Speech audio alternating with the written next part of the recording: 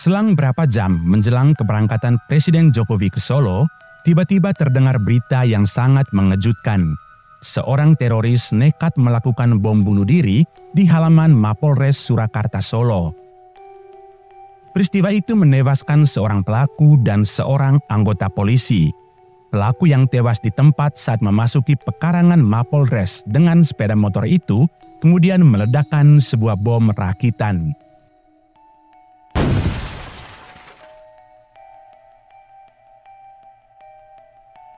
Kejadian ini cukup menggemparkan karena terjadi dalam suasana Idul Fitri. Insiden itu tepatnya terjadi pada 5 Juli 2016 lalu. Saat itu, terjadi diskusi mendadak di lingkaran pasukan pengaman presiden atau Paspampres. Paspampres segera mengumpulkan data situasi terakhir untuk kemudian dilaporkan ke Presiden Jokowi. Laporan ini diharapkan menjadi pertimbangan Presiden apakah rencana mudik ke Solo itu batal atau tetap dilanjutkan. Namun seperti yang diduga sebelumnya, Presiden Jokowi tetap akan melanjutkan perjalanan ke Solo. Putusan ini tentu menjadi tantangan bagi Paspampres untuk menerapkan pola pengamanan yang ekstra hati-hati. Hal itu karena berdasarkan laporan terakhir, Solo masih tergolong rawan. Meski demikian, keputusan Presiden tak bisa diganggu-gugat. Jokowi pun tancap gas ke kampung halamannya Solo.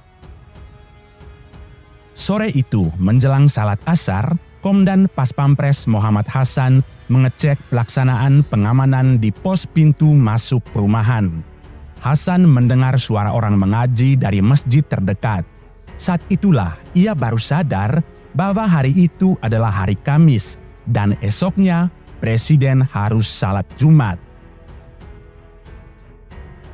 Biasanya kalau salat Jumat di Solo, Presiden Jokowi selalu memilih sendiri masjid yang akan dituju. Bahkan keputusan itu biasa dilakukan Jokowi dalam waktu yang sangat singkat, yakni saat di mobil Presiden, sehingga pengamanan di lokasi salat Jumat menjadi terburu-buru. Jokowi merasa bahwa Solo adalah kampungnya sendiri dan ingin berbaur dengan masyarakat setempat. Beruntung saat malam menjelang, Hasan memberanikan diri untuk melawan kebiasaan Presiden yang memilih sendiri tempat ibadah itu. Malam itu, Hasan menyarankan Jokowi untuk salat Jumat di masjid yang berada di kompleks militer atau kepolisian. Saat itu Hasan berpikir bahwa lokasi yang paling aman adalah masjid kompleks Grup 2 Kopassus di Kandang Menjangan. Hal itu pun disampaikan Hasan ke Jokowi melalui ajudan Presiden kala itu, Kombes Pol Listio Sigit Prabowo yang kini menjadi Kapolri. Setelah lama menunggu, akhirnya Presiden menyetujui usulan tersebut. Tak lama kemudian, Hasan langsung berkoordinasi dengan Komandan Grup 2 Kopassus dan menyiapkan protokol keamanan standar. Malam itu juga, tim Paspampres menyisir ke markas Kopassus dan bekerja sama untuk menyiapkan kedatangan Jokowi. Persiapan mendadak itu, kata Hasan, sudah terbiasa bagi pasukan khusus Baret Merah. Mereka memang biasa dilatih untuk selalu siap dalam keadaan apapun. Bagi Jokowi, kunjungannya ke Kopassus Solo hanya untuk melakukan salat Jumat. Namun bagi Komandan Grup 2 Kopassus, Kolonel Infantri Rafael Granada Bai, ini bakal menjadi kunjungan bersejarah.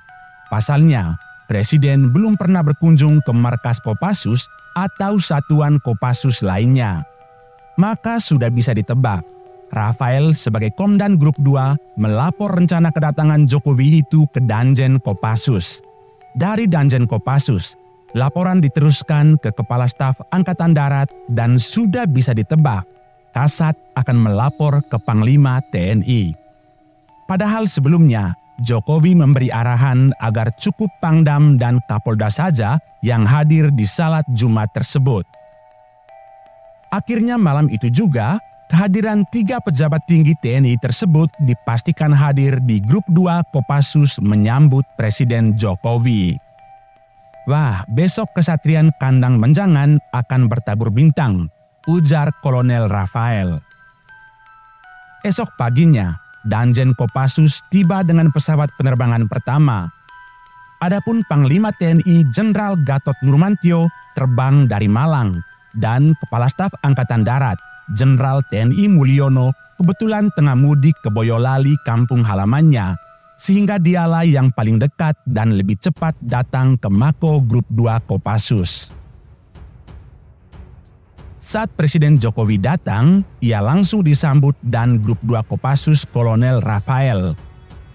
Presiden kemudian menaiki kendaraan taktis mengelilingi asrama prajurit baret merah itu. Selama berkeliling di kandang menjangan, tanpa direncanakan Presiden Jokowi sempat turun 2 kali menginspeksi rumah prajurit. Bahkan sejumlah istri prajurit terkejut dengan kehadiran Presiden Jokowi. Jokowi yang semobil dengan Panglima TNI dan Kasat pun melanjutkan perjalanan ke Masjid Al-Ihya Grup 2 Kopassus. Salat Jumat pun dimulai. Usai salat, Jokowi berkesempatan memberikan pengarahan ke semua anggota Kopassus serta anggota TNI dan Polri yang hadir. Namun kejutan Jokowi ternyata masih berlanjut. Usai gelar pasukan, ia menuju mobil kepresidenan dan berpamitan dengan Panglima TNI, Kasat, dan Danjen Kopassus. Seluruh rombongan kepresidenan saat itu juga memasuki kendaraan masing-masing dan siap meninggalkan mes Kopassus. Sepanjang jalan menuju gerbang utama, rupanya Komandan Rafael telah menginstruksikan kepada seluruh penghuni untuk mengiringi kepulangan Presiden Jokowi. Terlihat anak-anak, istri prajurit dan prajurit TNI Polri berbaris rapi di sepanjang jalan menuju gerbang utama. Namun tiba-tiba saja Jokowi membuka kaca mobil dan selanjutnya bisa ditebak. Jokowi turun dari mobil presiden dan langsung membagikan buku kepada anak-anak dan menyalami warga kompleks Kopassus. Informasi berhentinya mobil presiden di depan rumah prajurit sampai ke telinga pejabat TNI yang sebelumnya sudah berpamitan dengan Jokowi. Spontan saja, Panglima TNI berlari dan sudah pasti diikuti oleh Kepala Staf Angkatan Darat. Demikian juga dengan Pangdam 4 Diponegoro dan Danjen Kopassus terpaksa ikut berlari. Terjadilah pemandangan langka. 4 jenderal TNI kompak berlari mengejar presiden yang ingin menyalami rakyatnya.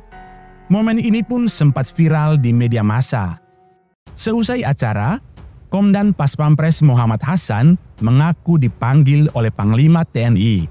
Gatot menanyakan bagaimana mungkin Presiden Jokowi mendadak berkunjung ke Grup 2 Kopassus.